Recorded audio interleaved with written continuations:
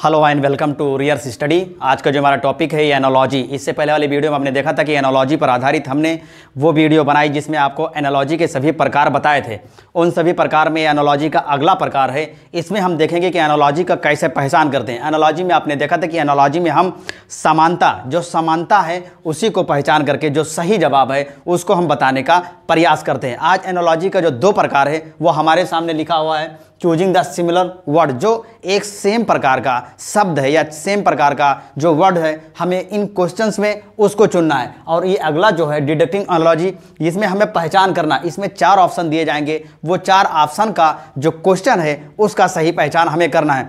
Analogy में आप देखते हैं कि एनालॉजी एक आसान चैप्टर है, इसको हम आसानी से समझ सकते हैं। बस शर्त एक है कि हमें जो जर्नल नॉलेज है, जो छोटी छोटी जानकारियां हैं वो आना जरूरी है। जब हमें जर्नल नॉलेज छोटी छोटी जानकारियां जो आएंगी उसी से हम आधारित आसानी से जो एनालॉजी है उसके क्वेश्चंस, उसके सवाल को हम आसानी से सॉल्व कर सकते हैं। जहां भी जो रीजनिंग के क्वेश्चंस है वो पूछे जाते हैं उसको हम आसानी से बता सकते हैं और जान सकते हैं। जैसे ये एनालॉजी का अगर हम पहला क्वेश्चन इसमें देखना चाहें, ध्यान दीजिए, ये पहला क्वेश्चन अगर हम देखना चाहें तो एनालॉजी में हमें सिमिलर वर्ड चूज करना है कि सिमिलर कौन सा है। अब ध्यान दीजिए, ये आयरन है और ये कॉपर है। अब ध्यान दीजिए, आयरन और कॉपर, अब ये कहीं ना कहीं आपको ये केमिस्ट्री से कॉपर हो गया, जिंक हो गया, ठीक। इस प्रकार के जो एलिमेंट हैं ये कहीं ना कहीं केमिस्ट्री समझ। अब आपको जर्नल नॉलेज जो केमिस्ट्री का है वो आना चाहिए, ठीक। जर्नल नॉलेज फिजिक्स का आना चाहिए, हिस्ट्री का आना चाहिए, इकोनॉमी का आना चाहिए, वर्ल्ड अफेयर का आना चाहिए। फिर जो भी जर्नल चीज़ें हैं, जो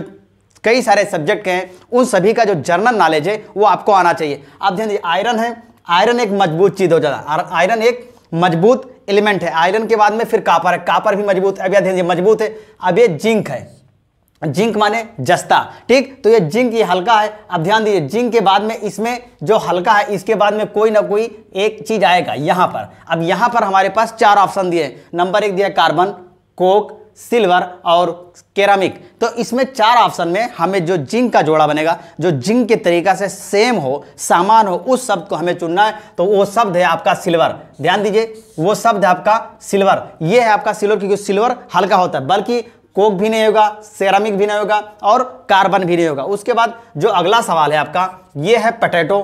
पोटैटो के बाद में है कैरेट, कैरेट के बाद में है आपका ये रेडिश। और यहां पर क्या आएगा? अब ये हमें क्वेश्चन में बताना है कि जो सिमिलर वर्ड है, जो सेम प्रकार का मतलब रखता है या मान रखता है, मीनिंग रखता है, वो यहाँ पर क्या आएगा। अब पोटैटो, ध्यान दीजिए, पोटैटो और कैरेट, अब ये आलू है, फिर है गाजर, ध्यान दीजिए गाजर, फिर है मूली। अब ध्यान दीजिए, कुछ ना कुछ कॉम्बिनेशन, कुछ ना कुछ ये समानता बनता जा रहा है। जैसे ये पोटैटो है, ये जमीन के अंदर से पैदा होता है। फिर ये कैरेट है, गाजर, ये भी जमीन के अंदर पैदा होता है। रेडिश, मूली, ये भी जमीन के अंदर पैदा होता है। तो 4 ऑप्शन में हमें यह देखना है कि जमीन के अंदर वो कौन सा चीज पैदा होता है। इस 4 ऑप्शन में कौन दिया? टमाटो ये ऊपर पैदा होता है, स्पेनिश ये ऊपर, पालक ऊपर पैदा होता है, ध्यान दीजिए। फिर सीसम, तिल, ये भी ऊपर पैदा होता है। और जो ग्राउंड नेट है ये जमीन के अंदर पैदा होता है, यानी मूंगफली। जो इसका सही जवाब होगा वो होगा मूंगफली। फिर उसके बाद ध्यान दीजिए, ये ग्रैंडफादर है, ये फादर है और ये ब्रदर है। अब ध्यान दीजिए, जो ग्रैंडफादर है और ये फादर है, इनकी अगर देखा जाए एक हिसाब से तो शादियां हो सकी है। ब्रदर की जरूरी नहीं है कि शादियां हुई हो या ना हुई हो, ठीक है, ये जरूरी है। तो सेम इसी प्रकार से हमें एक शब्द लाना है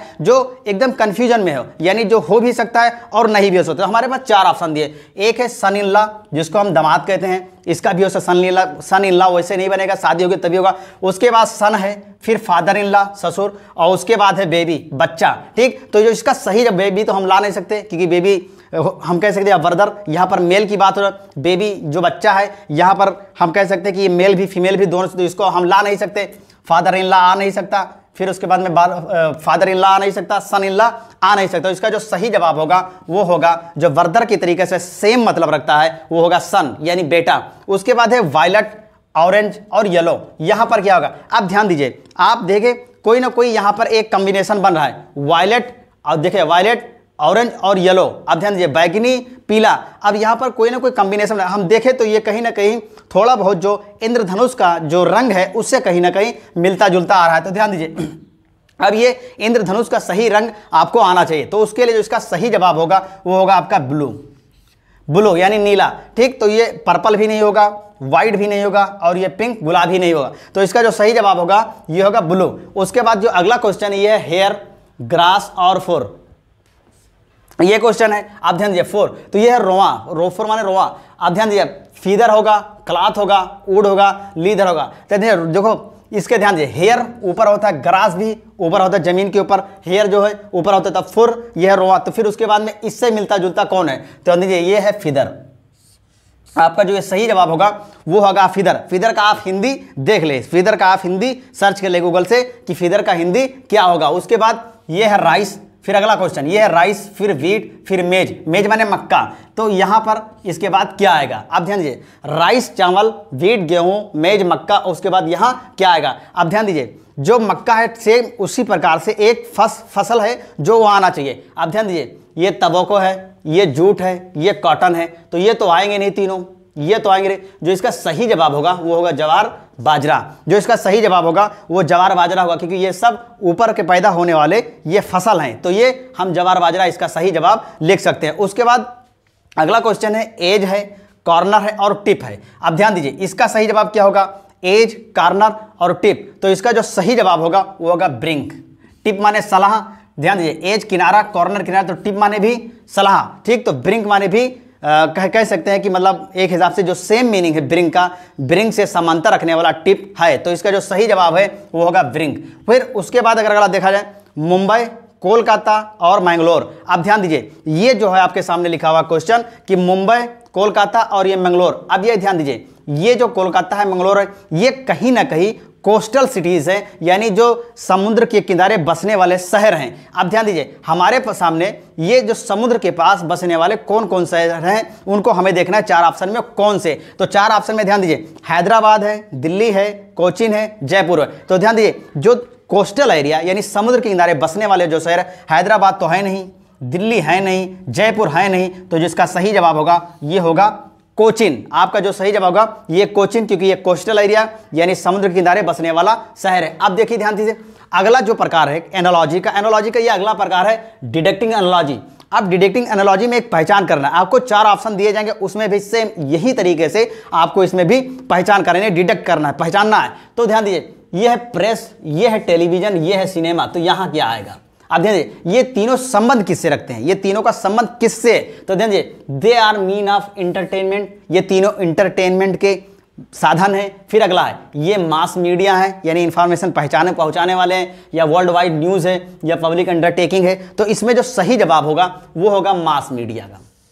जो आपका सही जवाब होगा वो होगा मास मीडिया, क्योंकि ये मास मीडिया इंफॉर्मेशन जानकारियां पहुंचाने वाले। फिर है ईट है, गालिब हैं और कबीर है। तो इसके बाद ये तीनों संबंध किससे रखते हैं, तो इनका संबंध रखने के लिए हमारे पास जो 4 ऑप्शन दिए हैं, ये they are given Nobel prize, ये नोबेल प्राइज दिए गए हैं या नहीं दिए गए, पोएट है, सोशल रिफॉर्मर है, या सेंट है, साधु है, इनमें कौन है। तो ये ध्यान दीजिए, ईट भी पोएट है, गालिब भी पोएट है और कबीर भी पोएट है। तो जो इसका सही जवाब है वो होगा पोएट, दे आर पोएट, वो सब पोएट हैं। उसके बाद है चेन है, लिंक है और ब्रिज है। ये तीनों का काम क्या है, ये तीनों का काम क्या है। तो इसका सही जवाब जानने के लिए दे ऑल हैव हुक्स, ये चारों हुक्स रखते हैं, ऑर्नामेंट है, फिर 2 पार्ट्स को जोड़ते हैं, या प्रिजन या जेल है, ठीक है। तो इसमें 4 ऑप्शन हमारे पास दिए हैं। तो देखिए, जो चेन, लिंक, ब्रिज, तो इसका जो संबंध है ये कहीं ना कहीं 2 पार्ट को जोड़ने का काम करता है। तो ये होगा 2 पार्ट को जोड़ने का काम, यानी they are use for 2 part join, ठीक। तो ये होगा आपका सही जवाब। फिर उसके बाद हिज हुड ट्रम्पिट। आप ध्यान दीजिए, हिज हुड ट्रम्पिट, ये कहीं ना कहीं किसी न किसी का आवाज है। आपको आवाज के बारे में भी आना चाहिए, ध्यान दीजिए, आवाज के बारे में आना चाहिए। तो ये हुस ट्रम्पिट हो गया। अब ये ट्रम्पिट ये ढोलक का आवाज है, ठीक, हुड भी एक आवाज है और ये हिस भी एक आवाज है। तो हमें ये पहचान करना कि ये कौन से आवाज है, 3 के तीनों। तो ध्यान दीजिए, they are sound made by creature, a certain creature. अब ध्यान दीजिए, ये पहला सवाल है कि ये जो क्रिएचर हैं, क्रिएचर के एक निश्चित कोई ना कोई आवाज है, जैसे they are sound made by certain creature. फिर जॉइस, क्राइसिस, चिल्ड्रन। फिर उसके बाद में इंस्ट्रूमेंट है, ये इंस्ट्रूमेंट है, या फिर है ट्रम, वर्ल्ड एक्टिविटीज। जो ट्रम है ये वर्ल्ड एक्टिविटीज है। तो जो सही जवाब है यानी हिस, हुड और ट्रम्पिट, इसका गूगल करके आप हिंदी देख सकते हैं। तो इसका जो सही जवाब होगा वो दे आर साउंड, ये कहीं ना कहीं एक सर्टेन क्रिएचर के एक आवाज है, एक साउंड है, ठीक। तो ये आपने देखा कि किस प्रकार से ये जितने भी आपके क्वेश्चन है उसको आसानी से हमने बता दिया। आप एनालॉजी के जो जनरल नॉलेज है, जो छोटी छोटी जानकारियां अगर आप उसको जानते हैं तो एनालॉजी पर आधारित जो भी क्वेश्चन कहीं भी पीछे जाते हैं तो आप आसानी से उनका जवाब लिख सकते हैं, बता सकते हैं और अपना नंबर जो भी है वो ला सकते हैं। तो हम आशा करते हैं कि जो एनालॉजी पर आधारित ये हमारा अगला वीडियो है रियर्स स्टडी पर, तो आपको ये पसंद आया होगा। तो पसंद है तो लाइक शेयर, चैनल को सब्सक्राइब जरूर कर दें और अपने दोस्तों को भी शेयर कर दें ताकि इसका फायदा सभी को मिल सके। और वीडियो में थैंक यू।